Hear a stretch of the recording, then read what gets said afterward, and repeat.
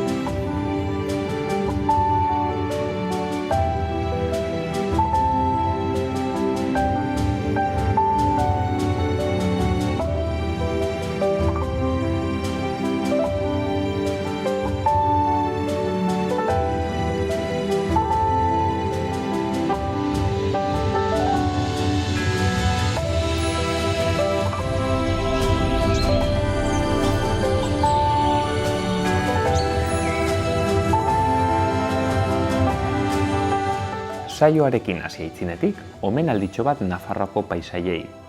Ugarrako mendilerroa zeru zabalean hegan ibiltzen baita.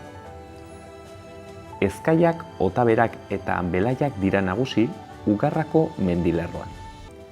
Mendi ertaineko irudi mediterraneo horren osagarri badira arkaizti txikiak, oiana, idoiak eta zereal alorrak. Hurbileko mendi zintzurretan edo oianean abia egiten duten hegaztiak hegan dabiltza hemengo zeru zabalean. Hazienda, berriz, ederki bazkatzen da bazkalekuetan.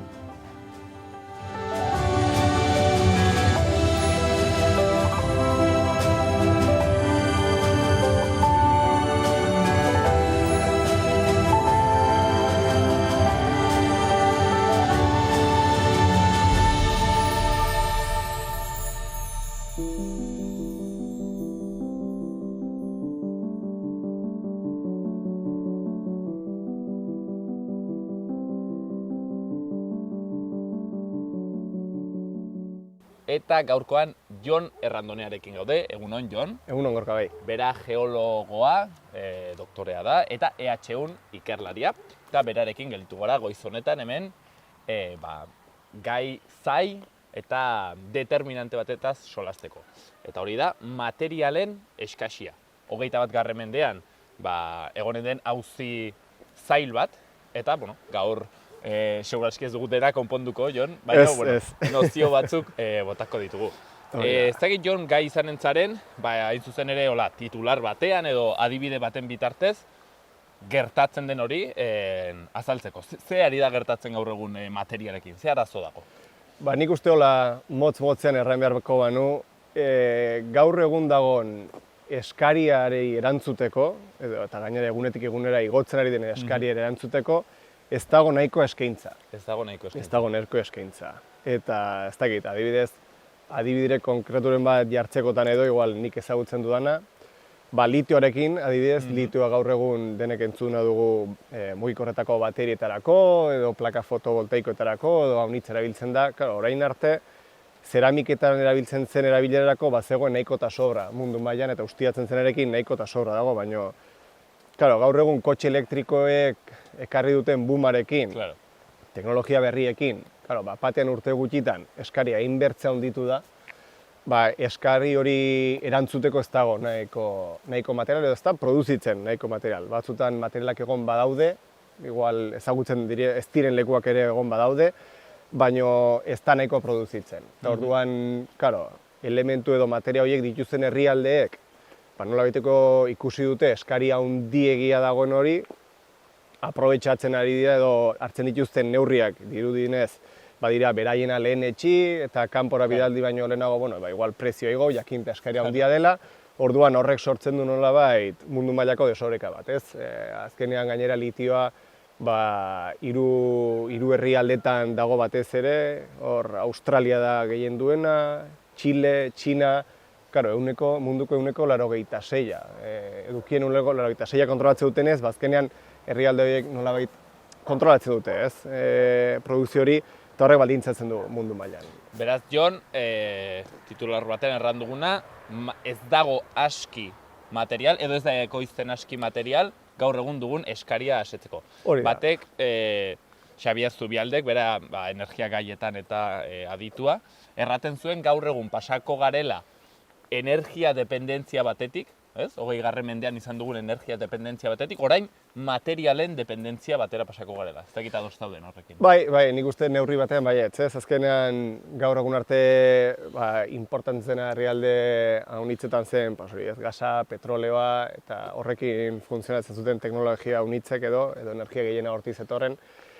Baina azkeneko urteetan batez ere aldaketa klimatikoa kaso eginez, energia transizioa pixkotan zintzeri begirata, energia berriztagarritarako behar diren azpiegiturek, teknologia berriek eskatzen dute materia konkretu batzuk, orain arte eskatzen ez zirenak edo behar ez zirenak, eta orduan horrek ekartzen du, leku guztietan ez dagoenez, bertze lekuetatik, petroleo edo gas hori importatu beharrean, importatzera elementu kritiko hori, orduan hortik ados nago bai. Materialen dependentzia bat. Hoi da, bai.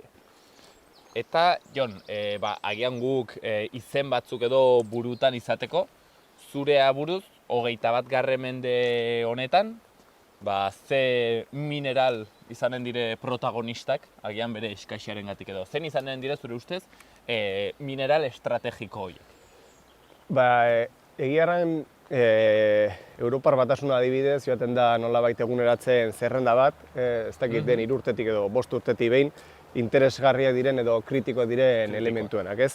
Eta hola, azkeneko urteetan sartu direnak, hola, teknologia berriekin lotuak eta niri hurbilan harrapatzen didana litioa da, litioa haunitz erabiltzen da, baterietan, plaka fotovoltaikotan, estrontzio ere sartu berri dute uste dut, industrian agitza erabilia, denek entzun izanen dugu ere nik uste lurra raroak edo...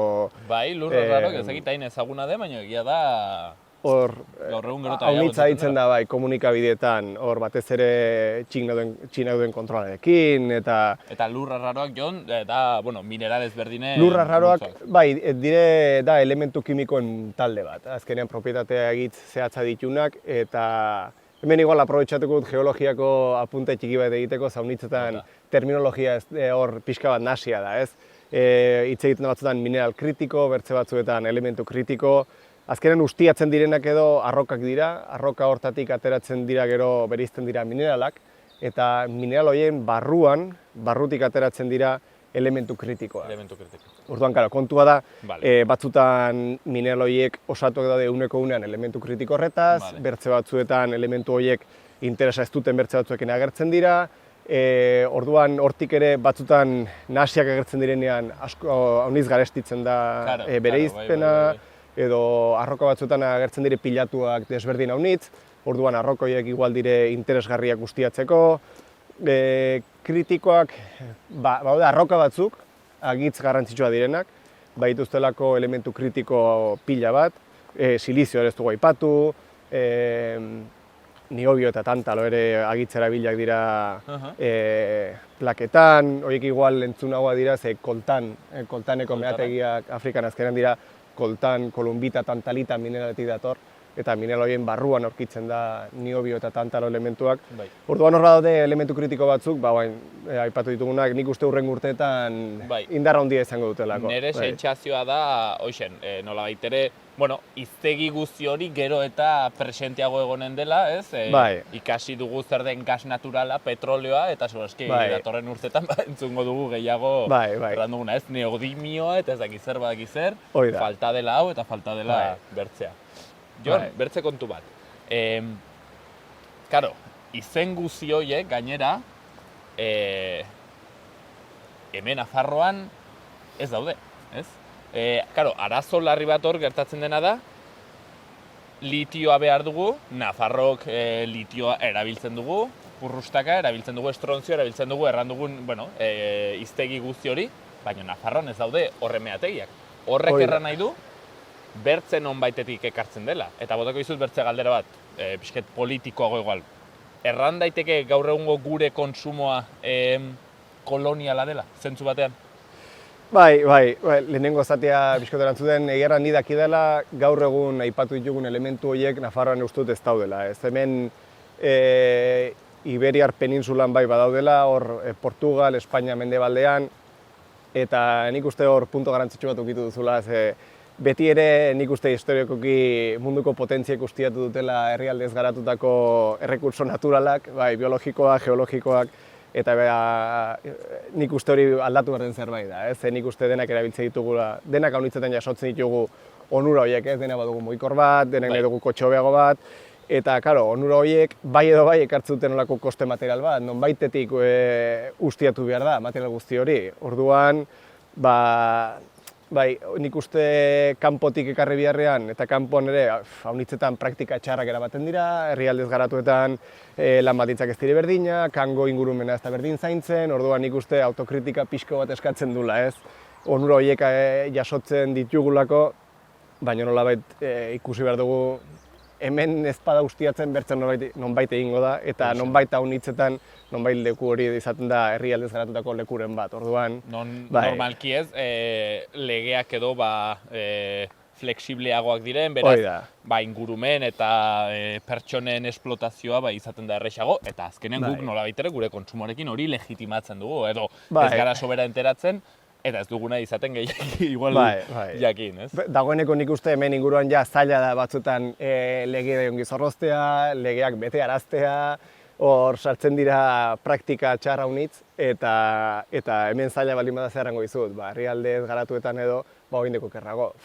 Orduan, horrek eskatzen du pixka bat barnea hausnarketa txiki bat, eta nik uste kostien izan barrarela, jasotzen ditugun onura guzti horiek nonbaitetik ekarri behar diren materialetan oinarritu dela, orduan badago zer pentsatu. Eta, leheno, aipatzen genuen, transizio ekologikoak, ere badituela errekerimendu material handiak, horre izanen da, etorkizuneko auzi potente bat, ez? Nahi dugu transizio ekologikoa egin, baina gaur egun batez ere planteatzen den bezala hori egiten da teknologien bitartez, ez? Energia berriztagarriak, plaka fotovoltaikoak, aerogeneradoreak eta bat. Erraten ari gara horre guztiak baduela nolait ere eskakizun material handi bat. Beraz, honek hartzitu bi arazo. Trantsizio ekologikoa egiteak eskatzen du zuloak eta robiak nonahi egiteak, eta gainera ea badagoen aski hori egiteko, ez?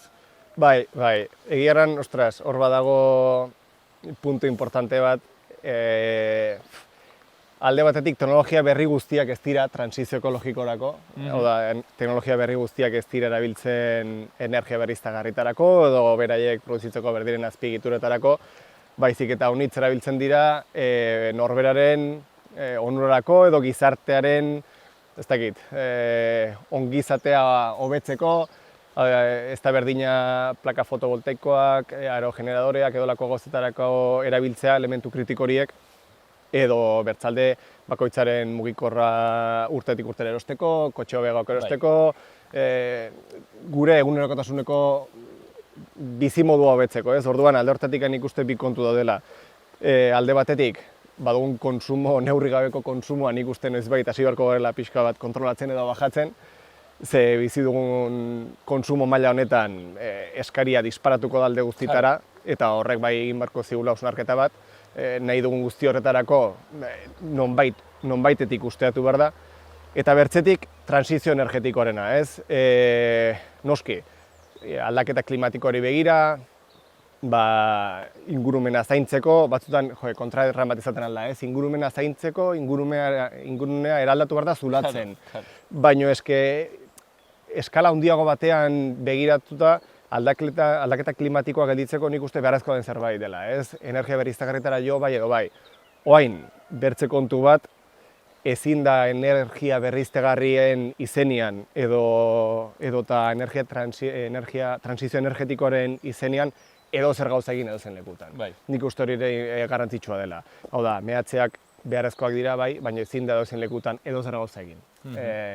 Transizio energetikoaren izenean. Orduan, Ba, Erraten bai. genuen, ez? Hausnarketa bat ere zer den beharrezkoa eta zein Hori da, den gauzen hori da, neurria. hori da, ez? hori da. Agian ezin dugu gaur egungo energia kontsumoa mantendu eta beraz behar da hor berpentsatu. Zertarako nahi dugun energia. Hori da. Igual mobila kargatzeko beharrean behar da osasun gintzerako eta beharrezkoak diren gauzak lehenetsi.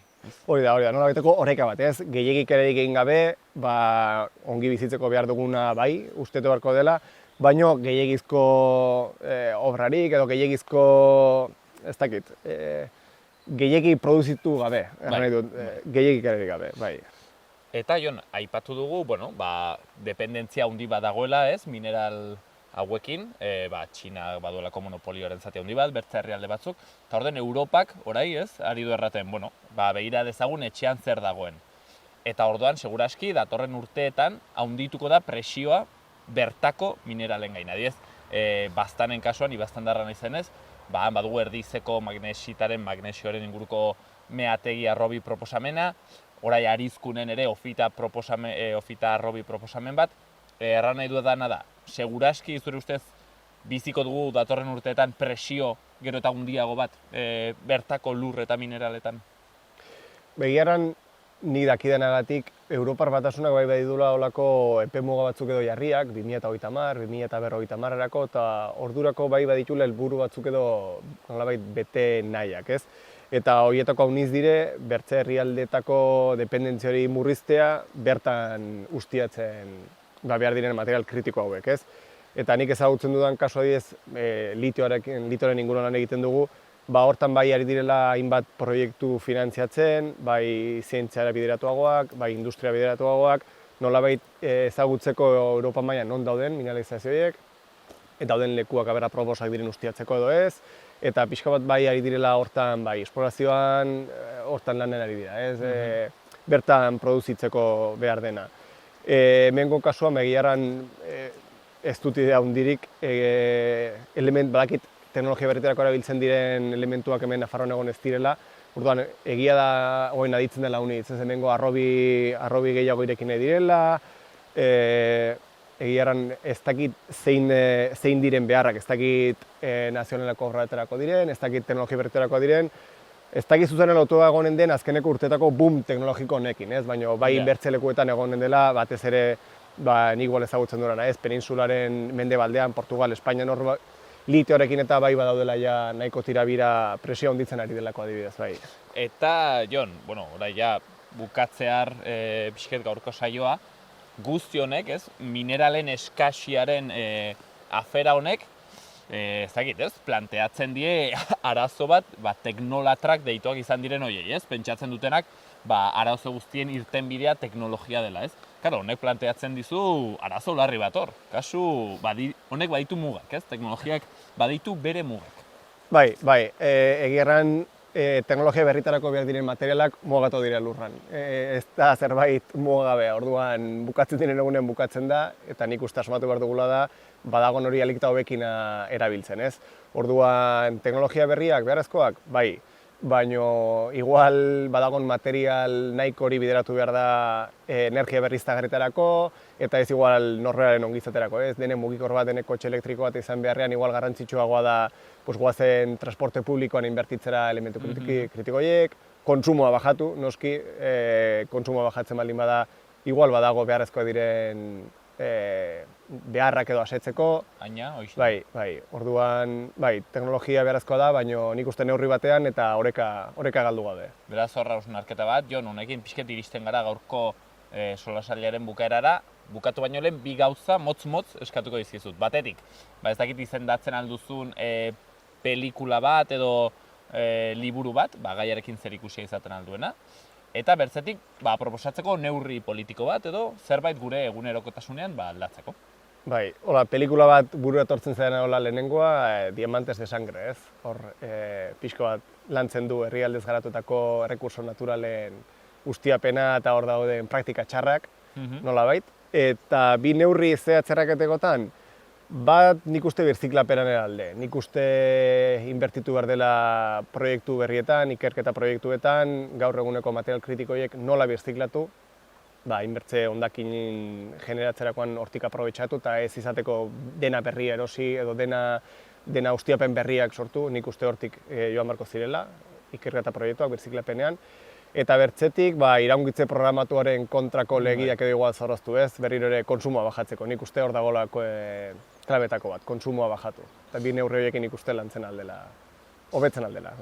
Hortxen, Jon Errandonearen hitzak, mila esker handiz, Jon. Zure. Gai zaila, gaur, 15 minutotan bakarrik sarreratxo bat egin dugu, baina seguro datozen urteetan, erabat mai gainean eta presente gonen den auzia izanen dela. Hori da. Beraz, gaurkoz, hoixen dela. Eskerrik asko.